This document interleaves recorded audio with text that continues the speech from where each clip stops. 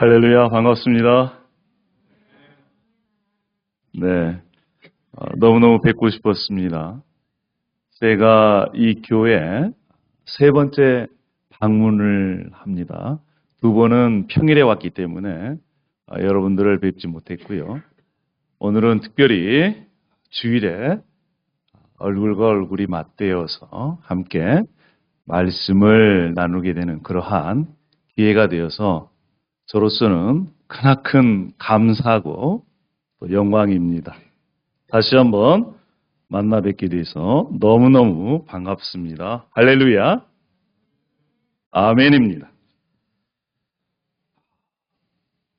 등대교회 특별히 사랑하는 제 친구 목사님이 또 섬기시는 교회, 그리고 한국교회 신앙의 유산이 서려 있는 이 교회에 오늘 하나님께서 가정의 달을 맞이해서 아버지의 마음이라고 하는 말씀을 가지고 함께 나누었으면 좋겠습니다.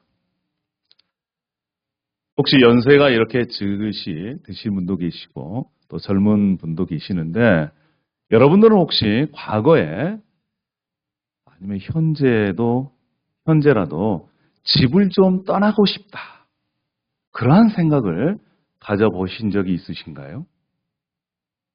물론 저도 청소년 시절에 이 집을 언제 떠날까?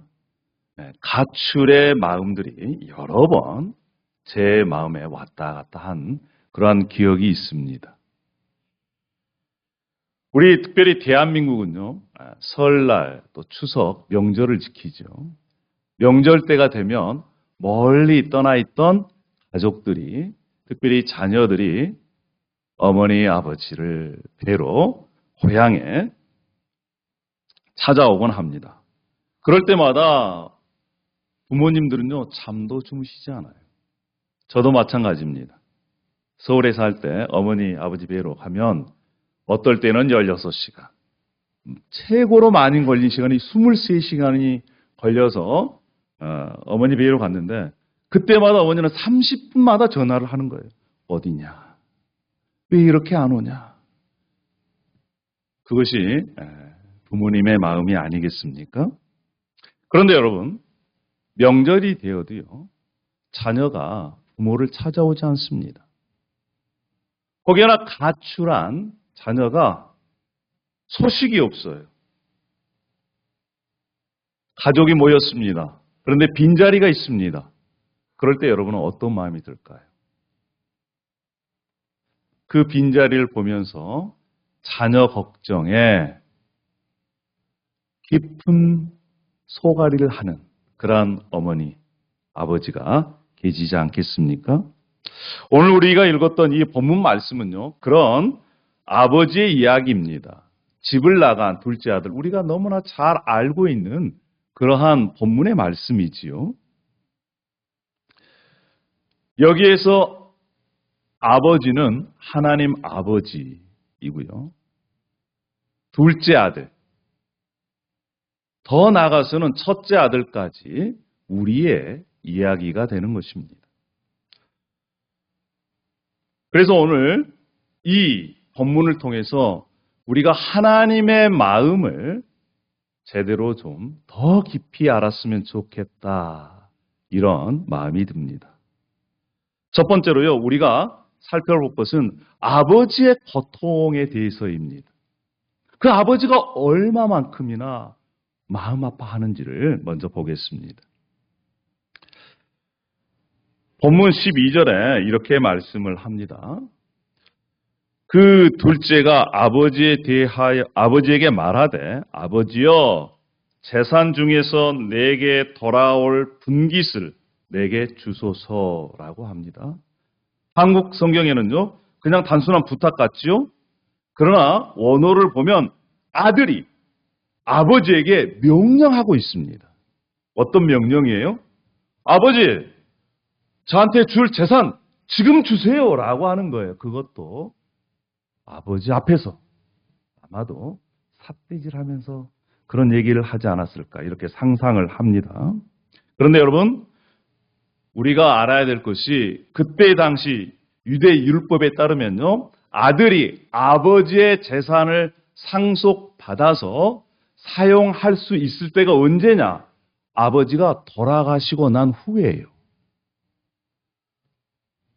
그러면 여러분 생각해 보세요. 살아있는 아버지에게 나에게 줄 재산 주세요라고 한다면 그 아들은 지금 아버지에게 어떤 마음으로 지금 어떤 모습으로 얘기하고 있는 거예요?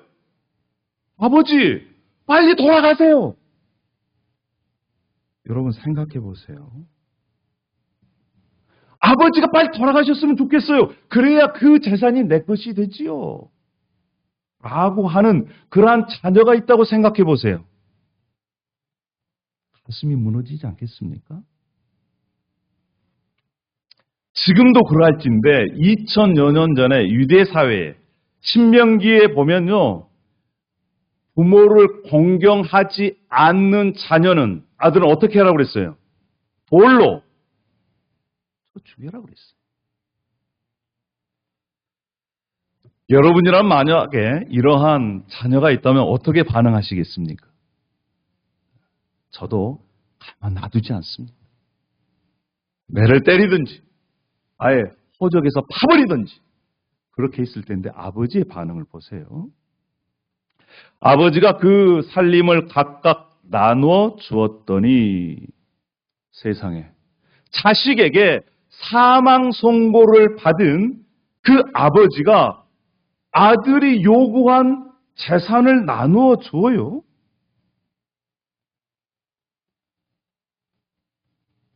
자식에게 빨리 돌아가셨으면 좋겠다라고 하는 그러한 말을 듣고도 이 아버지는 자식에게 재산을 나누어주는 이 아버지의 고통을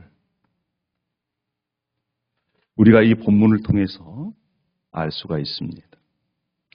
근데 고통이 여기에서 끝나는 것이 아닙니다. 두 번째로요. 아들의 악함을 알면서도 아들을 떠나보내요. 13절에 이렇게 얘기합니다. 그 며칠이 안 돼요. 둘째 아들이 재물을 다 모아가지고 먼 나라에 가라고 얘기를 합니다. 여러분 자식을 키워보신 분들은 아실 거예요. 부모만큼이나 자녀의 성품을 잘 아는 그런 사람도 없을 겁니다. 아들이 어떻게 행동할 건지 그 아버지는 알고 있었습니다. 며칠이 안 됐어요. 그런데 아버지에게 재산을 받자마자 며칠이 안 돼서 그 재산을 처분을 합니다. 그때 당시에 대부분의 재산은 뭐였냐면 부동산입니다. 땅이에요. 여러분 지금도 집 부동산을 처분하려면 최소 얼마만큼의 기간이 필요합니까? 보통은 한 달입니다. 미국은요 2달 반 정도 됩니다. 계약금 지불하고 또 중도금 혹은 잔금을 지불하는 그 시간이. 그런데 며칠이 안 됐다라고 하는 것은 무엇을 의미할까요? 이미 이 둘째 아들은요 아버지한테 재산을 받으면 당신이 사. 그래서 가격 흥정도 끝났고요. 이미 계획을 다 가지고 있었습니다. 그런데 그 계획을 아버지가 몰랐을까요? 아니에요. 아버지는 알고 있었습니다. 그럼에도 불구하고 아버지는 둘째 아들에게 재산을 나눠주고 둘째 아들은 그것을 받자마자 며칠이 안 돼서 다 팔았습니다. 현금화했다는 거예요. 그래서 그것을 싸가지고 아버지가 찾을 수 없는 먼 나라로 가버립니다. 그것을 본 아버지의 마음이 얼마나 고통스러웠을까요?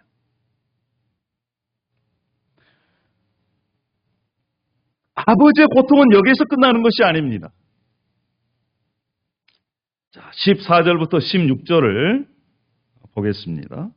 가서 그 나라 백성 중 한 사람에게 붙여 사니 그가 그를 들로 보내어 돼지를 치게 하였는데 그가 돼지 먹는 주업 열매로 배를 채우고자 하되 주는 자가 없는지라 그렇습니다. 그 아들 아버지를 버리고 아버지에게 사망 선고를 내리고 아버지의 재산을 가지고 처분해서 멀리 떠나서 허랑방탕한 그가 어떻게 됐습니까? 돼지를 치는 자까지 떨어졌어요. 그때 당시에 유대인들에게 가장 부정한 동물, 지금도 먹지 않습니다. 먹지 않는 그 동물이 바로 돼지예요.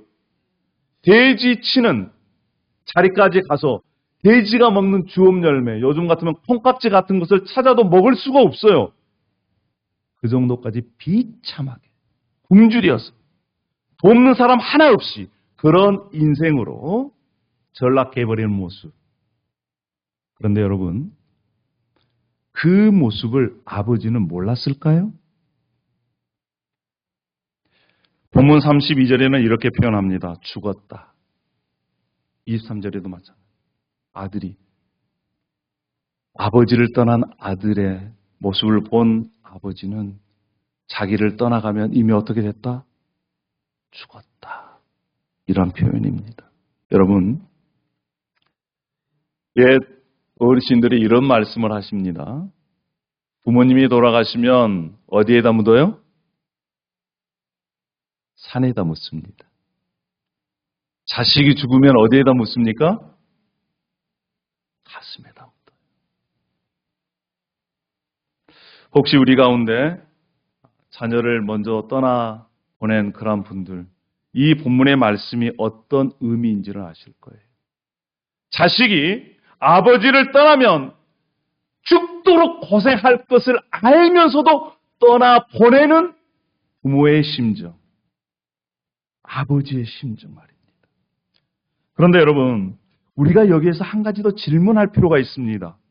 그러면 왜 아버지는 이러한 고통을 감수하면서 이것을 알면서도 왜 아들의 요구를 들어줬냐는 거예요. 아버지는 왜 그 아들을 보내셨을까요? 왜 그 아들의 요구에 허락했을까요?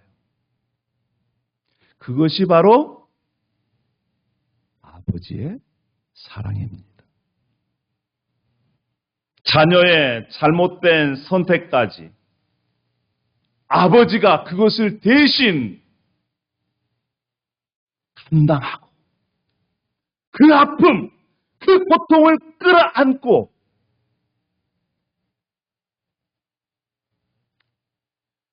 그 아들이 아버지의 마음을 깨닫기를 원하는. 그래서 과거에는 억지로 시켜서 말을 듣는 것이 아니라 그 아버지의 마음을 깨닫고 이제는 그 사랑에 감동되어서 자발적으로 아버지를 사랑하는. 그때까지 기다리고 인내하는 아버지의 사랑으로 아버지는 그 자녀가 요구하는 것을 다 들어줬을 뿐만 아니라 기다리는 거예요. 자, 우리 17절 보겠습니다. 이제 아들이 죽도록 고생합니다. 거의 죽었습니다. 그때에 이에 스스로 돌이켜 이르되 내 아버지에게는 양식이 풍족한 품꾼이 얼마나 많은가. 나는 여기서 주려 죽는구나. 둘째 아들이 자기 힘으로 어떻게든 살아보려고 했습니다. 오죽했으면 돼지 똥 치는 데까지 가서 얻어먹을 걸 구했을까요? 다 헛수고였습니다. 여러분, 그래서 옛말에 틀린 말이 하나도 없어요. 어르신들 말 듣는 것이 지혜로운 겁니다. 집 나가면 개고생이다, 개고생이다. 그럼요. 여기 나오잖아요, 성경에도. 그럼요. 그런데 이 아들이 어떻게 다시 회복할 수 있었느냐? 첫 걸음, 그것은요, 아버지의 풍성함을 기억했습니다. 내 아버지에게는 양식이 풍족하다. 이 깨달음, 그것이 그 아들로 하여금 돌아올 수 있는 길을 연 것입니다. 사랑하는 여러분, 저와 여러분도 마찬가지입니다. 우리는 아버지가 있습니다. 어떤 아버지요? 만물을 창조하신 아버지가 계십니다. 전지, 전능하신 모든 것을 알고 계시고 모든 것을 행하실 수 있는 아버지가 계세요. 그 아버지는 풍성하신 아버지십니다. 그 아버지를 깨닫는 순간 우리는 절망에서 일어설 수 있는 길이 열리는 것입니다. 할렐루야! 이 아들이 그것을 깨달았습니다. 우리 아버지는 풍성하다. 그래, 아버지께로 가자. 두 번째 발걸음은요, 이 못돼 먹은 아들. 정말 이런 아들 어디가 있어요? 그런데 이 아들이 18절에 뭐라고 고백하냐면, 아버지, 내가 하늘과 아버지께 죄를 지었사오니. 이건 단순히 후회가 아닙니다. 이제 그때 회개합니다. 죄를 깨닫기 시작합니다. 아, 내가 아버지에게 그거 한 것, 육신의 아버지뿐만 아니라 하나님께 죄를 범한 것이구나. 그리고 19절에 이렇게 얘기를 합니다. 이제는 아버지의 아들이라 일컬음을 감당하지 못하겠습니다. 나를 품꾼의 하나로 보소서. 이제는 자신이 자격이 없다는 거예요.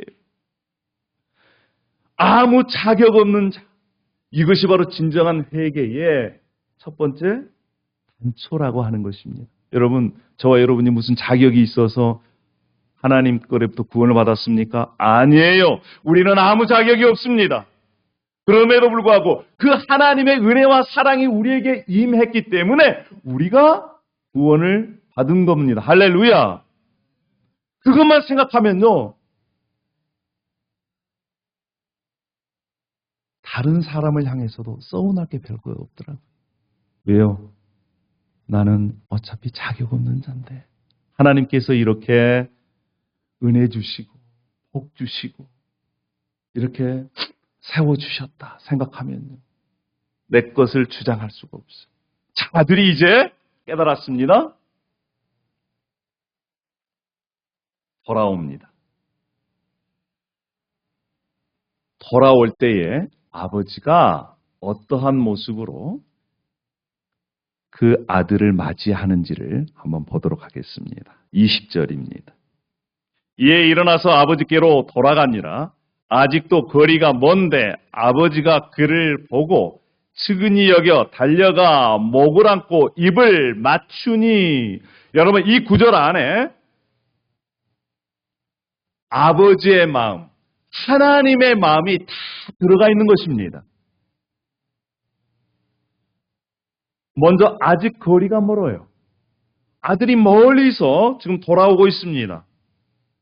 터벅터벅 굶주려 죽을 만큼 굶었기 때문에 힘도 없이 터벅 걸어오는데요, 아버지가 멀리서 알아봅니다.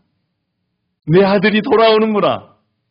그런데 이 아버지는 아들이 나간 이후로부터 매일매일 그 자리에서 아들이 돌아오기를 기다리고 있었습니다. 단 하루도 집을 나간 그 아들을 잊은 적이 없어요. 매일 동네 어귀에 나가서 먼 길을 바라보면서, 멀리 바라보면서 아들이 돌아오기를 기다리고 계셨습니다. 그래서 그 다음에 봤어요. 아버지가 먼저 그 아들을 봅니다. 그리고 어떻게 됐습니까? 측은히 여겼어요. 이것은 단순히 불쌍히 여겼다라고 하는 말이 아닙니다. 창자가 끊어질 것 같은 아픔을 느끼는 거예요. 아니, 배고파서 쓰러질 것 같은 아들이 터벅터벅 멀리서 오는 모습을 보고 아버지가 창자가 끊어질 만큼 아픔이 오는 거예요. 내 자식이 저렇게 돌아오는구나. 그 다음에 아버지의 반응은 어떻습니까? 가만히 있을 수가 없어요. 달려갑니다. 뛰어가요. 신발을 벗고. 고대 유대 사회에서 어른이 뛰어간다는 것, 그것은 정말 체면을 놓는 일입니다. 우리가 성경을 볼 때 우리 이 과거 조상님들 문화와 비슷한 것 같아요. 옛날 양반들은 비 오면 어떻게 했습니까? 비를 맞고 갔어요. 어떻게 양반 체면에 뛰어갈 수 있느냐. 막 똑같은 거예요. 그런데 이 아버지는요, 아들이 오는 것을 보고 체면 다 필요 없어요.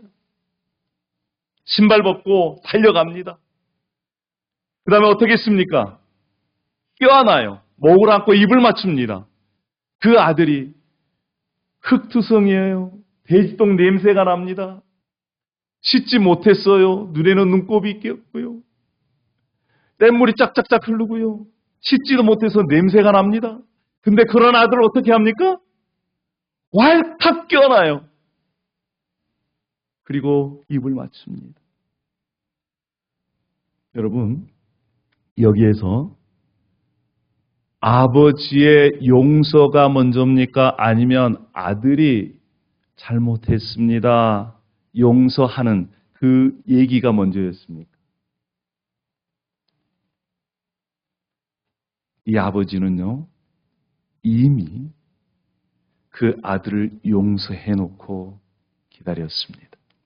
매일매일 멀리 보이는 곳에 가서 언제나 내 아들이 올까라고 기대하는 마음으로. 성경은 이렇게 얘기합니다. 로마서 5장 8절에 우리가 아직 죄인 되었을 때에 그리스도께서 우리를 위하여 죽으심으로 하나님께서 우리에 대한 자기의 사랑을 확정하셨느니라.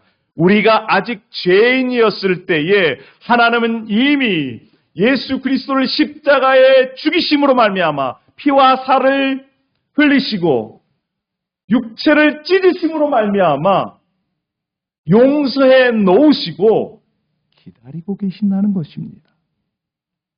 이것이 바로 하나님 아버지의 사랑이에요. 지금도 마찬가지입니다. 우리 하나님께서는 저와 여러분을 언제든지 하나님 앞으로 오기를 기다리고 계신 줄로 믿습니다. 할렐루야. 아멘입니까? 오늘 우리는 누가복음 15장의 말씀을 통해서 아버지의 사랑, 자식의 죄까지 그 고통을 스스로 껴안고 감당하시는 아버지의 그 사랑. 회복의 시작은 무엇을 기억하는 것이라고 그랬습니까? 아버지의 풍성함을 기억하는 것이라고 그랬어요. 그리고 죄를 자백하고 자격 없음을 인정하는 자리부터 시작이 됩니다. 우리 아버지는요, 이미 용서해 놓고 매일같이 우리를 기다리시는 좋으신 하나님 되십니다.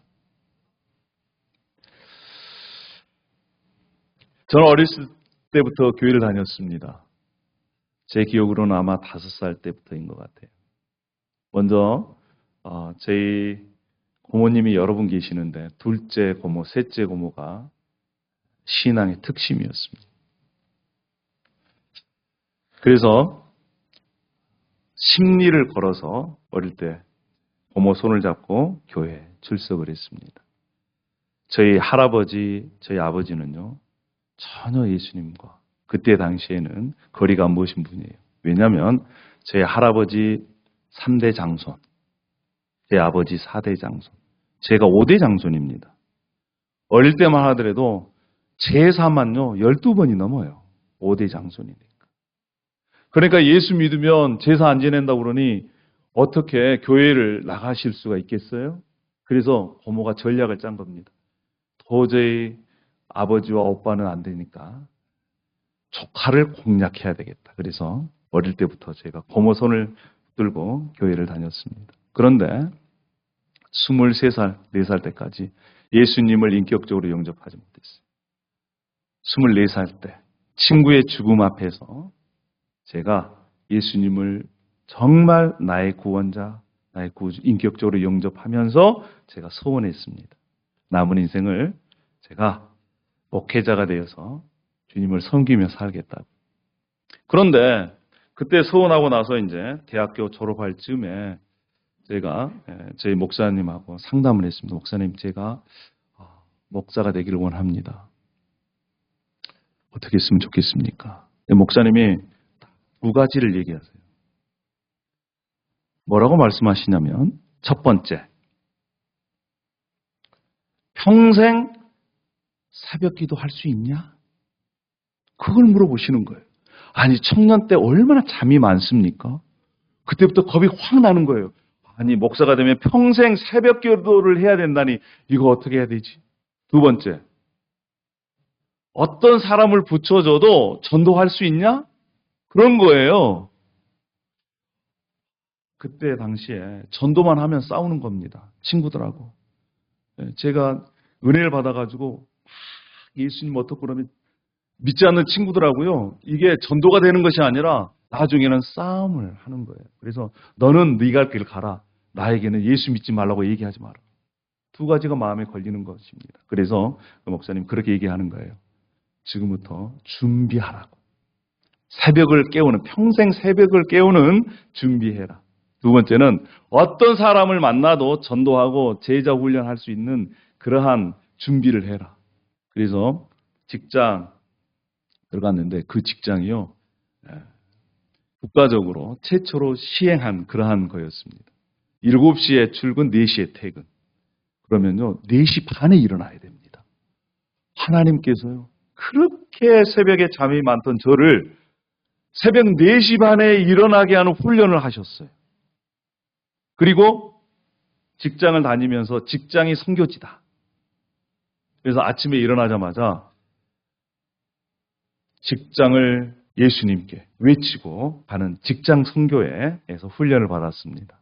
그래서 훈련 받고 나서 이제 직장 선교회 간사로 활동을 했어요. 거기에서 제 아내를 또 만나게 되었습니다. 2003년인가요? 직장 선교회에서 직장인들 160명 을 160명과 함께 인도 단기 선교를 갔습니다. 그러면 직장인이 160명이 비행기가 300석 되는데 160명이 한꺼번에 딱 탄다고 생각해 보세요. 거의 전 세기입니다. 4개월 동안 매주 4일 동안을 모여서 저희들이 준비를 했습니다. 영어 찬양도 준비하고요. 그 다음에 스킷 드라마, 무언극도 준비하고요. 그 다음에 태권도 시범 보이는 것도 준비하고 부채춤 이런 것도 준비하고 워십 댄스 준비를 열심히 했습니다. 그리고 휴가를 한 10일 정도 내야 되니까 어떤 친구들은요. 직장을 그만두고 선교를 가는 친구들도 있었습니다. 그때가 아마 2002년 월드컵이 끝난 다음이라서 인도에도 그때 월드컵의 기억이 있었습니다. 그래서 저희들이요, 시골 하면 전기도 안 들어와요. 거기 가서 아이들을 모으는데 어떻게 모았냐면, 여러분 월드컵 때 구호가 뭐였습니까? 기억나세요?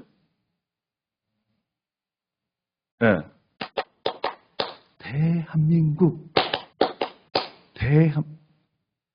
근데 이것을 바꿨습니다. 어떻게 해요? 예수 그리스도 할렐루야. 이걸요 동네 가서 하면요 아이들이 한 200~300명이 쭉 따라옵니다. 그러면서 예수 그리스도 대한민국, 그들이 무슨 뜻인지도 모르고 막 따라하는 거예요. 그래서 낮에는 동네 들어가서 전도하고 밤에 집회를 합니다. 그때 운동장을 빌려가지고 무대를 설치하고 그 다음에 거기에 있는 유지들, 경찰서장, 군수, 그다음에 읍장, 그 다음에 동네 사람들 막 모아가지고 초청해가지고 저희들이 이제 집회를 하는데 한 번 집회를 하는데 뭐 5,000명도 모이고 7,000명도 모이고 제가 이제 설교할 기회가 있었는데 그때는 10,000명이 모였어요. 그러니까 여기에서 강단에서 딱 사람들 보면요 눈밖에 안 보입니다. 꽉 찼어요. 얼마나 감격적인지. 내 생애에 10,000명 이상 되는 분들 앞에서 복음을 전할 수 있다라고 하는 그 감격. 그래서 순서가 진행됩니다. 워십 댄스도 하고 부채춤도 추고 태권도 이렇게 시범도 보이고 이제 제 차례가 점점 다가옵니다. 하늘을 보니까 구름이 막 몰려오기 시작해요. 빗방울이 한 방울씩 떨어집니다.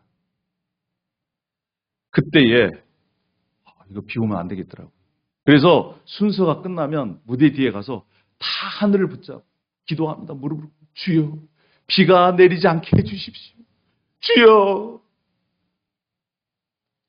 간절하게 기도했습니다. 제 순서가 됐습니다.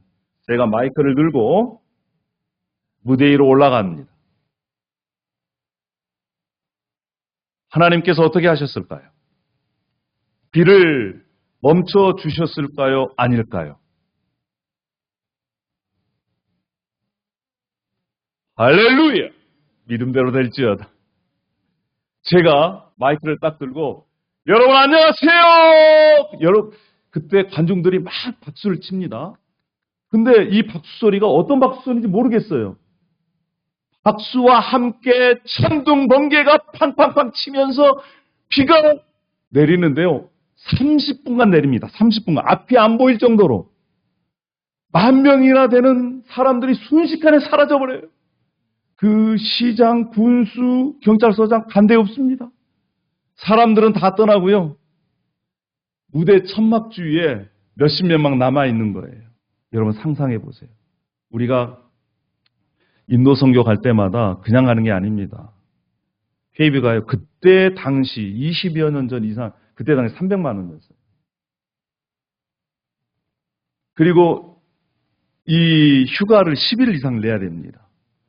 3개월 이상을 준비했어요. 그런데 아니 하나님께서 기회잖아요. 10,000명이나 되는 그 사람들 앞에 복음을 전해야 되는데 그들이 구원받아야 되는데 아니 세상에 여러분 안녕하세요 하는 순간 비가 내려가지고 다 가버려요. 마음이 얼마나 무거운지 몰라요.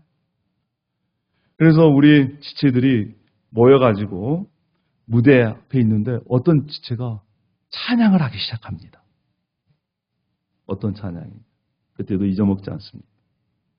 보혈을 지나 아버지 품으로 보혈을 지나 하나님 품으로 그 찬양을 하기 시작한 거예요. 근데 거기에 있던 이 형제자매들이 다 찬양합니다. 그때 제 마음속에 저도 찬양을 하면서 마음속에 감동이 오는 거예요. 찬양하는데요. 그냥 주체할 수 없습니다. 눈물이 펑펑펑펑 쏟아지면서 제가 운동장으로 뛰쳐나갔습니다. 운동장에는 비가 와가지고 무릎까지 찼어요. 그때 춤을 추면서 하나님 제 죄를 용서해 주십시오. 이 빗물로 저 죄를 깨끗하게 해 주십시오. 30분을 막 그냥 찬양을 했습니다. 그때 옆에 있던 이 형제가 저에게 얘기를 하거든요. 새로운 찬양의 사역을 개척했다고. 무슨 찬양이냐 그랬더니 치권 찬양이 됩니다. 여러분 치권 찬양. 중국 무술에 보면 치권이라고 있잖아요. 네. 술에 취해가지고 저는 주님에 취했습니다. 그때 막 30분 이상 찬양을 하면서 그때 제 마음속에 그런 거예요. 동현아, 내가 너를 목사로 불렀다. 라고 하는 마음. 그때 제가 물었습니다. 주님, 저같이 죄 많은 자가 어떻게 목사가 될 수 있습니까? 아니, 네 아들 예수 그리스도 피로 다 씻겼다. 이러한 마음을 제 마음속에 주셨습니다. 그때 저는 깨달았습니다. 10,000명에게 복음을 전하는 것보다 한 사람, 저를 만나주신 그 아버지의 마음을 제가 그때 깨닫게 되었습니다. 그리고 저희들이 떠난 다음 무대 주위에 몇십 명 모여 있었는데 그 사람들을 씨앗이 되어서 교회가 그곳에 생겨났습니다. 저는 그때 그 감동을 잊을 수가 없어요. 그래서 그 다음 한국에 돌아와서 신대원에 진학을 해서 우리 박 목사님을 거기에서 만나게 된 것이지요. 사랑하는 여러분, 우리는 때로는 하나님의 그 사랑을 잊을 때가 있습니다. 하나님으로부터 멀리 떠날 때가 있습니다. 그럴 때 여러분, 우리가 해야 할 일이 있습니다. 첫 번째는 뭐냐? 하나님의 사랑을 기억하십시오. 하나님의 그 풍성함을 기억했으면 좋겠습니다. 할렐루야. 두 번째는요, 우리 한국 사람들은요, 사랑을 고백하는 것이 인색해요. 사랑은 고백되어질 때 더 큰 사랑으로 경험되어집니다. 그래서 한번 따라하겠습니다. 하나님, 사랑합니다. 하나님, 사랑합니다. 예수님, 사랑합니다. 성령님, 사랑합니다. 이러한 사랑 고백이 계속해서 우리의 삶 가운데 일어났으면 좋겠습니다. 할렐루야. 그래서 매일 아침에 눈을 뜨자마자 하나님 사랑합니다. 잠자리에 들 때마다 하나님 사랑합니다. 이런 고백의 실천을 오늘부터 해보시길 바랍니다. 할렐루야. 뿐만 아니라 5월은 가정의 주일입니다. 육신의 부모님께 또 사랑한다고 고백했으면 좋겠어요. 여러분, 우리가 살아있을 때 할 수 있는 일이 있습니다. 우리가 이 땅을 떠나면 할 수 없는 일들이 너무나 많아요. 그래서 우리가 이 땅에 살아있을 동안에 사랑을 고백하며 살았으면 좋겠습니다. 할렐루야. 뿐만 아니라요, 우리 옆에 있는 분들에게도 사랑을 고백하며 살았으면 좋겠어요. 그리스도 안에서 하나님께서 만세전에 서로에게 만남을 계획해 놓으신 것입니다. 그래서 옆에 있는 분에게 한번 고백하십시다. 어색하지만 옆을 보면서 또 앞뒤로 보면서 사랑합니다. 한번 해주세요.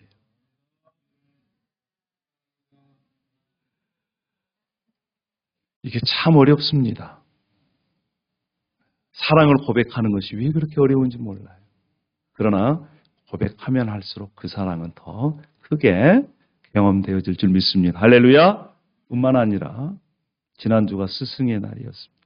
15일 날 우리 여러분들을 섬기는 우리 박 목사님에게도 사랑한다 그렇게 고백해 보셨습니까? 한번 해보겠습니다. 목사님 사랑합니다. 다시 한번요. 연습도 필요합니다. 시작. 네, 우리 사모님께도 한번 사랑한다고 고백할까요? 사모님 사랑합니다. 시작.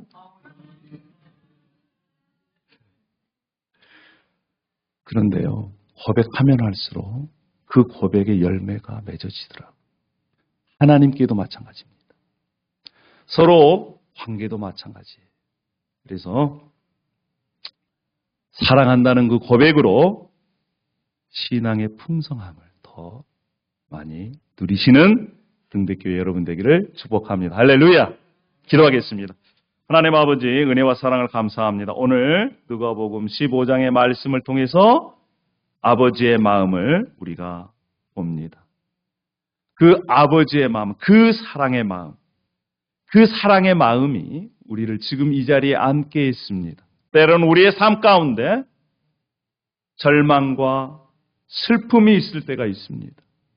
또 아버지를 멀리 떠날 때가 있습니다. 그때마다 우리가 우리 하나님 아버지의 풍성함을 기억하고 다시 하나님을 향한 그 사랑을 회복하는 등대교회 성도님들이 될 수 있도록 하나님 붙들어 주시옵소서. 사랑을 고백하면 고백할수록 더 깊어지고 많아지고 풍성해지는 그 은혜를 누려갈 수 있도록 도와주시옵소서.